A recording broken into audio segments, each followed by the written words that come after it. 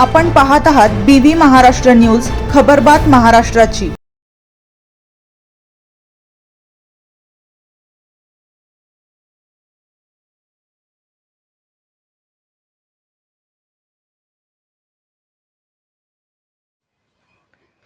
शिंदखेडा येथे सेवानिवृत्त शिक्षकांच्या सभागृहाचे मंत्री जयकुमार रावल यांच्या हस्ते भूमिपूजन।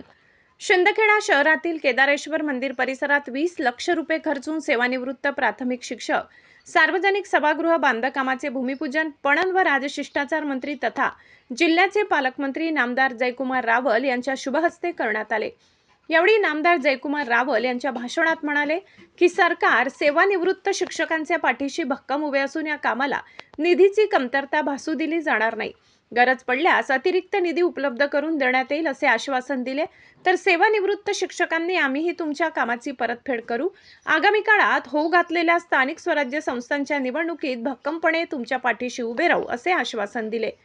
यावेळी लोकनियुक्त नगराध्यक्षा श्रीमती कलावती सुखलाल माडी, बाजार समिती सभापती नारायण पाटील, उपनगराध्यक्ष उदय देसले, बांधकाम सभापती भाऊसाहेब मनोहर पाटील यांच्यासह सर्व सभापती, नगरसेवक, नगरसेविका, निवृत्त शिक्षक संघाचे पदाधिकारी, सदस्य, परिसरातील नागरिक मोठ्या संख्येने उपस्थित होते।